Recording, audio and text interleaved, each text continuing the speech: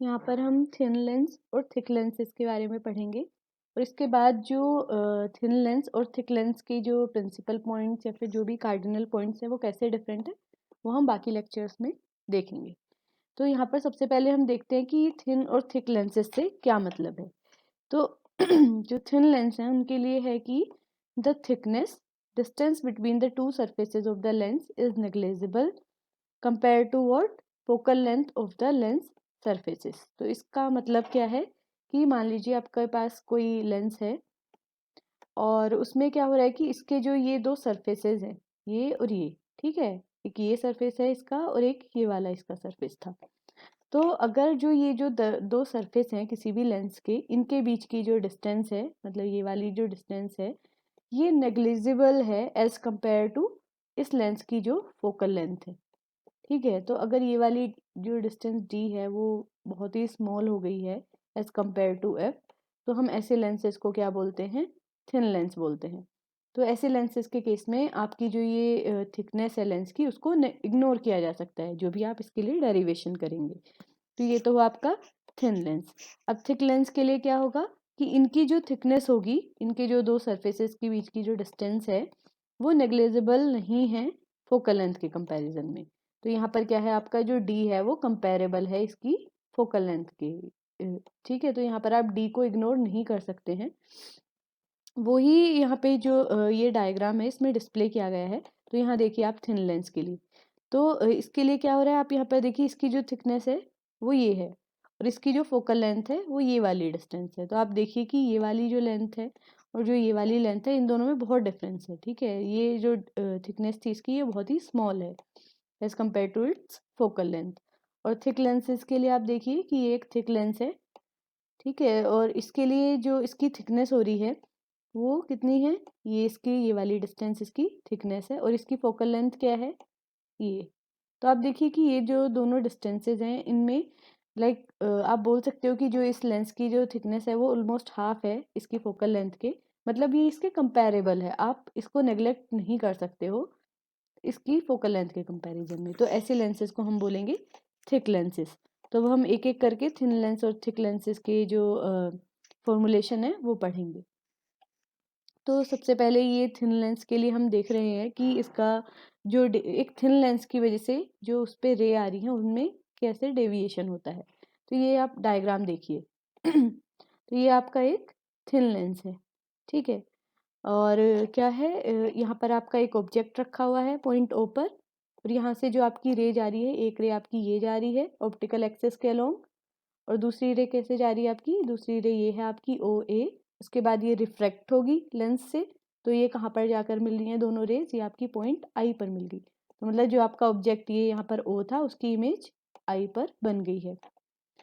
और इसके अलावा जो ये वाली रे थी आपकी वो कैसे डेविएट हुई, ये अगर डेविएशन नहीं होता तो ये ऐसे चले जाती, पर सिंस यहाँ पर लेंस है तो ये ऐसे डेविएट हो गई है।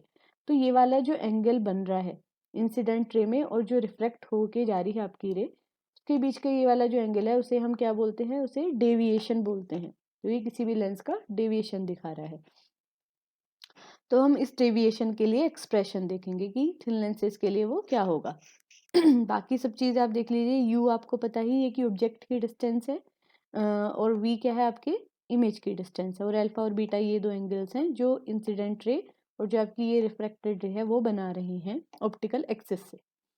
तो ये वाला अब आप देखिए इस वाले ट्राइंगल में अगर हम देखते हैं, एक सेकेंड, जो आपका ये ट्राइंगल है ए ओ और जो आपका ये है आई, तो इस वाले ट्राइंगल के लिए अगर आप देखोगे तो आपको क्या दिख रहा है कि जो ये डेल्टा है ये क्या है, इसका एक्सटीरियर एंगल है, ठीक है, बाह्य कोण है ये।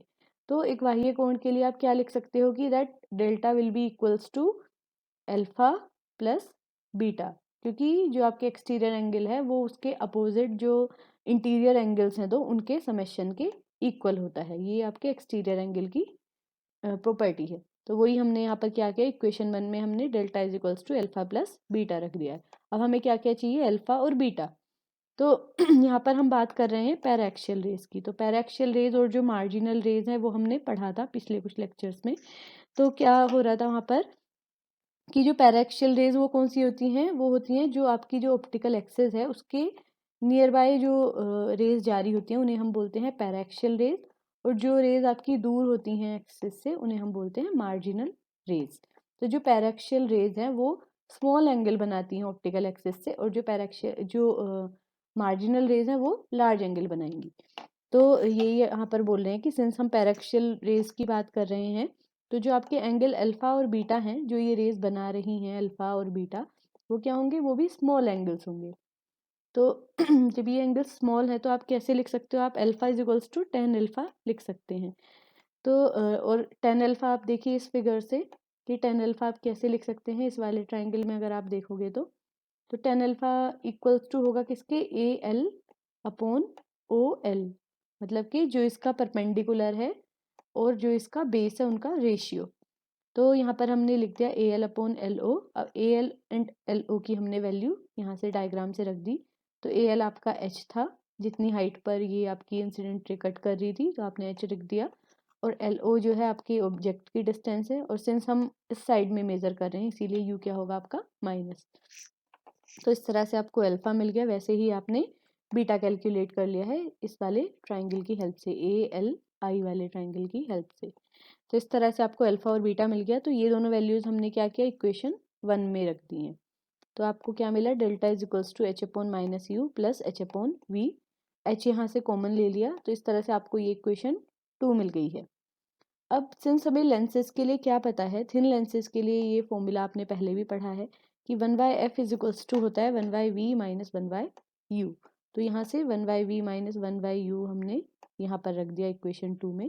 तो इस तरह से आपको डेल्टा इज इक्वल्स टू मिल गया h/f। ये आपका क्या दिखा रहा है, आपका थिन लेंस के लिए जो डेविएशन है रे का वो आपको यहाँ पर दिखा रहा है। अब यहाँ पर नोट करने वाली बात ये है कि इस इक्वेशन में कहीं भी आपका अल्फा नहीं आ रहा है, ठीक है। और अल्फा क्या दिखा रहा था कि कितने एंगल पे आपकी जो ये रे जा रही है, मतलब आपकी रे की ये डायरेक्शन बता रहा था, इंसिडेंट रे की डायरेक्शन। तो इसका मतलब क्या हुआ कि जो आपका ये डेविएशन है वो अल्फा के इंडिपेंडेंट हो गया। तो इसका मतलब क्या है कि जो आपकी रेज आ रही हैं, ठीक है, ऑब्जेक्ट से जो भी आपकी रेज यहाँ पर आ रही हैं, अगर वो पॉइंट ए पर मिल रही हैं, चाहे वो किसी भी डायरेक्शन से आई, मतलब चाहे अल्फा की वैल्यू कुछ भी हो, कोई भी रे अगर पॉइंट ए पर आ रही है तो उसका डेविएशन हमेशा ही कितना होगा, डेल्टा। ये थिन लेंसेज की प्रॉपर्टी है, ठीक है। अब आगे पढ़ते हैं। तो अब हम क्या करेंगे, लेंसेज के कॉम्बिनेशन के बारे में पढ़ेंगे। तो एक जो यहाँ पर हम कॉम्बिनेशन लेकर चल रहे हैं, यहाँ पर क्या है, आपके 2 कॉन्वेक्स लेंसेज हैं, ठीक है, और वो एक डिस्टेंस डी पर एक दूसरे से रखे हुए हैं। तो ऐसे जो कॉम्बिनेशन है उसके लिए हम क्या देखेंगे, उसकी इक्विवेलेंट फोकल लेंथ क्या होगी, ठीक है। सिंगल लेंसेज के लिए तो वो फॉर्मूला है ही। अभी हम देखेंगे कि जो ये कॉम्बिनेशन होते हैं लेंसेज के, उनके लिए आप जो इक्विवेलेंट, जो उनकी फाइनली फोकल लेंथ आप बोल सकते हो पूरे सिस्टम की, वो क्या होगी, वो हम यहाँ पर देखेंगे। तो सबसे पहले हमने ये 2 लेंसेज लिए ही थे, और जो आपकी ये रे है, एक रे है आपकी पी क्यू जो यहाँ पर ऑप्टिकल एक्सिस के पैरेलल थी। उसके बाद क्या हुआ, फर्स्ट लेंस से इसका डेविएशन हुआ, वो एंगल कितना है आपका यहाँ पर, डेल्टा 1 है। उसके बाद ये सेकंड लेंस पे पहुंची, उसके बाद इसका फिर से डेविएशन हुआ, तो तब इसका एंगल कितना हुआ, ये डेल्टा 2। फर्स्ट लेंस की वजह से जो डेविएशन है वो अल्फा 1 है, सेकंड लेंस की वजह से डेविएशन अल्फा 2 है। और कितनी हाइट पर, ये यहाँ पर h1 हाइट पर ये कट कर रही थी, और यहाँ पर ये h2 हाइट पर कट कर रही है, ठीक है। और इसके अलावा पहले हम ये डेल्टा 1 जो और जो आपका डेल्टा 2 है उनकी वैल्यूज देख लेते हैं। तो डेल्टा की वैल्यू आपने पिछले जो एक्सप्रेशन था उसमें क्या पढ़ा कि डेल्टा इज इक्वल्स टू क्या होता है, h/f, ठीक है। तो यहाँ पर हमारे 2 लेंसेज हैं, दोनों के लिए हम अलग अलग देखेंगे। तो यहाँ पर डेल्टा 1 आपका क्या हो जाएगा, h1 upon f1 first lens के लिए। सेकंड लेंस के लिए आप डेल्टा 2 निकालेंगे, वो क्या होगा, h2 अपॉन f2। तो इस तरह से दोनों लेंसेज का डेविएशन आ गया। अब अगर हम पूरे सिस्टम का डेविएशन देखना चाहते हैं इस पूरे लेंस कॉम्बिनेशन का, तो वो क्या होगा, डेल्टा, और वो इन दोनों डेविएशन के सम के इक्वल होगा। तो यहाँ पर हमने डेल्टा की वैल्यू निकाल दी, और ये आपकी इक्वेशन 1 है, ठीक है। अब आगे देखते हैं। तो अब क्या है, हमने पहले डेल्टा की वैल्यू तो यहाँ पर निकाल दी। अभी इसके बाद हम क्या कर रहे हैं, इस फिगर में आप देखिए, ठीक है। तो यहाँ पर एक जो आपकी हाइट थी वो h1 थी और दूसरी हाइट आपकी h2 है, तो इन दोनों का रिलेशन देखना है हमें कि क्या होगा। अब देखिए आप ये वाली डिस्टेंस है QL, ठीक है, और यहाँ पर ये है RL2। इसके अलावा अगर आप H1 को आप कैसे लिख सकते हो, आप H1 को ऐसे लिख सकते हो कि ये किस किस का सम होगा, H2, ठीक है, मतलब ये वाली डिस्टेंस हो गई प्लस कौन सी हो गई, ये वाली जो ऊपर बच रही है, प्लस कितना हो जाएगा ये RT। तो इस तरह से आप H1 और H2 को रिलेट कर सकते हैं। तो यहीं से आपकी क्या हुई, H2 की यहाँ पर वैल्यू आ गई है। तो H2 इज इक्वल्स टू हो गया H1 माइनस RT। अब RT की जो वैल्यू है वो यहाँ पर सब्सटीट्यूट की है QT 10 डेल्टा 1। वो आप यहाँ पर देखिए, इस वाले अगर आप ट्राइंगल में देखेंगे, ये वाला आप ट्राइंगल देखिए QT, ये तो यहाँ से अगर आप 10 डेल्टा निकालेंगे तो वो क्या होगा आपका, वो होगा आपका रेशियो होगा RT और QT का, ठीक है। तो यहाँ से आपने क्या किया, जब RT बाई QT आप लिखेंगे, फिर यहाँ से आपने RT की जो वैल्यू आ रही है वो आपने यहाँ पर 10 डेल्टा 1 की फॉर्म में रख दी है। उसके बाद जो आपका QT है, ये वाली जो डिस्टेंस है आपकी, ये कितनी है, लेंसेज के बीच की डिस्टेंस जो कि D है, तो हमने यहाँ पर D रख दिया। तो इस तरह से आपको H2 क्या मिला, H1 माइनस D डेल्टा 1। फिर से क्योंकि डेल्टा 1 स्मॉल है तो हमने 10 डेल्टा 1 की जगह सिर्फ डेल्टा 1 रख दिया है, यहाँ से H2 मिल गया आपको। तो अब ये वाली जो H2 की वैल्यू है वो हमने इक्वेशन 1 में रख दी, ये आपकी इक्वेशन 1 थी यहाँ पर। तो जब आप यहाँ पर यहाँ पर आप जब S2 की वैल्यू आपने यहाँ पर रख दी है, उसके बाद क्या करते हैं, इनको अब अलग अलग लिख दिया, ठीक है। ये H1/F1 है, फिर H1/F2 आएगा यहाँ से, और एक टर्म आएगा माइनस D डेल्टा 1/F2। तो यहाँ पर जो डेल्टा 1 है इसकी वैल्यू भी हमने पीछे से जो हमारी ये थी, यहाँ से हमने डेल्टा 1 की वैल्यू रख दी है। तो इस तरह से आपको इक्वेशन 2 मिल गई है। तो ये तो बात हुई आपकी डेल्टा की, मतलब जो आपका ये टोटल डेविएशन है वो आपको यहाँ से मिल गया है। अब हमें क्या निकालनी है, हमें तो फोकल लेंथ निकालनी है टोटल। तो अब ये क्या बोल रहे हैं कि जो ये आपका लेंस कॉम्बिनेशन है ये, तो अगर ऐसा है कि इन दो लेंसेज की जगह सिर्फ एक लेंस था, ठीक है, और उसकी फोकल लेंथ कितनी है, उसकी फोकल लेंथ है H2F2, ठीक है, और जो ये कितनी हाइट पे कट कर रहा है, यहाँ पे भी H हाइट पर ये कट कर रहा है, और इसका डेविएशन क्या है, इस सिंगल लेंस की वजह से जो डेविएशन है वो डेल्टा है। तो आप डेल्टा को कैसे लिख सकते हो, टोटल डेविएशन जो आपका डेल्टा है वो एक सिंगल लेंस की वजह से आप क्या लिखोगे कि delta will be equals to H/F, उस लेंस की जो भी फोकल लेंथ हो रही है वो आप लिखोगे, ठीक है। तो यहाँ पर जो F होगा ये आपका क्या देगा, ये कॉम्बिनेशन की फोकल लेंथ देगा, ठीक है। तो हमने क्या लिखा फिर यहाँ पर, delta is equals to H1/F, क्योंकि यहाँ पर हमने क्या माना था, एक लेंस यहाँ पर रखा हुआ है, और उसको भी आप देखिए ये जो डेल्टा है, अगर आप माने कि ये एक सिंगल रे ऐसे गई, मान लीजिए कि ये बाकी जो दो लेंसेज है वो है ही नहीं, एक ही सिंगल लेंस है, तो एक रे ऐसे गई, सिंस ये ऑप्टिकल एक्सिस के पैरेलल जा रही है तो ये कहाँ से होकर गुजरेगी, ये इस लेंस की सेकंड फोकल जो पॉइंट है उससे होकर गुजरेगी। तो इस तरह से क्या हुआ, ये F2 से गुजरेगी, और इसका डेविएशन आप देखिए कितना हुआ, अब इसका डेविएशन ये हुआ जो कि कितना है, डेल्टा। तो इस तरह से आप डेल्टा क्या लिख सकते हो, ये वाली हाइट H और जो इसकी ये वाली फोकल लेंथ है वो, ठीक है। तो यही हमने क्या किया, यहाँ से हमें इक्वेशन 3 मिल गई है।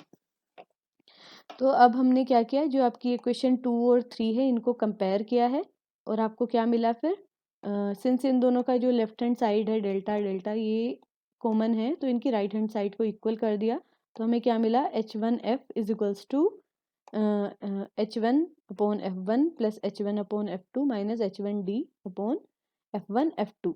तो यहाँ से H1 जो है इन सब में कैंसिल हो जाएगा।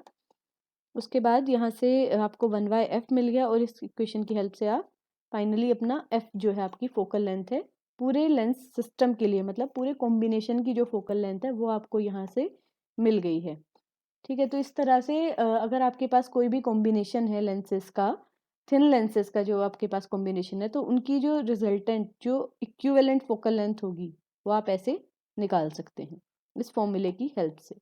अब एक स्पेशल केस है कि मान लीजिए जो मीडियम है, आप दोनों इन दोनों लेंसेज के बीच का अगर कोई मीडियम है, एयर ना होके कोई मीडियम है जिसका रिफ्रैक्टिव इंडेक्स n है, तो ये जो सेम इक्वेशन 4 है ये क्या बन जाती है, ये बन जाएगी F1/F2 upon F1 plus F2 minus dy/n।